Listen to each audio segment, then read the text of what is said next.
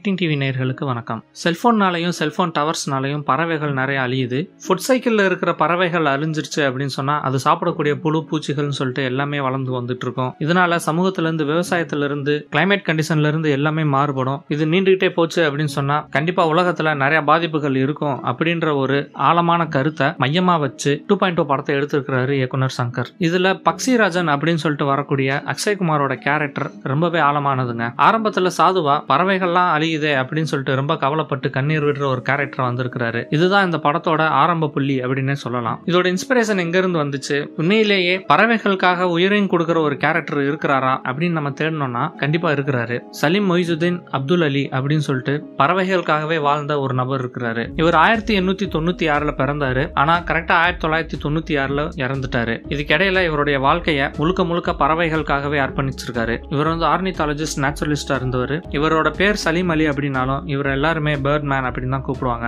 Bombay natural history சொசைட்டில பறவைகளுக்காக survey பண்ணணும் அப்படின்னு சொல்லிட்டு ஜாயின் பண்ணாரு. அதை தொடர்ந்து இந்தியா பாகிஸ்தான்ல இருக்கிற பறவைகள் எத்தனை இருக்கு, அதோடைய கேரக்டரைசேஷன் எல்லாம் என்ன அப்படின்னு சொல்லிட்டு முழுக்க சர்வே பண்ணி இதுக்காக தனியா புக்கே எழுதி இருக்கிறாரு. அது பேர் என்ன அப்படின்னா handbook of birds from India and Pakistan அப்படின்னு சொல்லிட்டு போட்டிருக்காரு. இதுல மொத்தமா 10 வால்யூமுக்கு மேல இருக்கு. இயற்கையில ரொம்ப முக்கியமானது பறவைகள். தொலைத்தொடர்பு கம்யூனிகேஷன்ஸே இல்லாத காலத்துல பறவைகள் தான் லெட்டர் கொண்டு போய் கொடுக்கறதுக்கும் கொண்டு வர்றதுக்கும் உதவியா இருந்தது. ஆனா இப்போ டெக்னாலஜி வளர்ந்த காலத்துல கம்யூனிகேஷன்ஸ்க்காக யூஸ் பண்ற ஒரு டிவைஸ் அதே பறவைகளை கொல்லுது அப்படின்றது ரொம்ப அதிர்ச்சியான விஷயம். ஆனா பறவைகளுக்காக தன்னோட வாழ்வையே அர்ப்பணிச்சவர் சலீம் அலி. அவர் ஒரு இன்ஸ்பிரேஷனை வச்சு இந்த படத்துல அக்ஷய்குமாரோட கேரக்டர் டிசைன் பண்ணியிருக்கிறாரு இயக்குனர் சங்கர். இவருடைய பேர்ல ஏகப்பட்ட பறவைகள் சரணாலயம் இருக்கு. நம்ம கோயம்புத்தூர்ல கூட சலீம் அலி பேர்ட் சாங்சுரி அப்படின்னு சொல்லிட்டு ஒரு இடம் இருக்கு. கோயம்புத்தூர் மட்டும் இல்லாம இந்தியால ஏகப்பட்ட இடங்கள் இவருடைய பேர்ல இருக்கு. இதுக்கு மேல என்னன்னா ஒரு பறவை இனத்துக்கே சலீம் அலியோட பேர் வச்சிருக்காங்க. அந்த அளவுக்கு மிக முக்கியமான ஒரு சலீம் அலி. இவருக்கு இவருடைய ஒர்க்கை பார்த்து பத்மபூஷன் அவார்டும் பத்ம விபூஷன் அவார்டும் கொடுத்திருக்காங்க.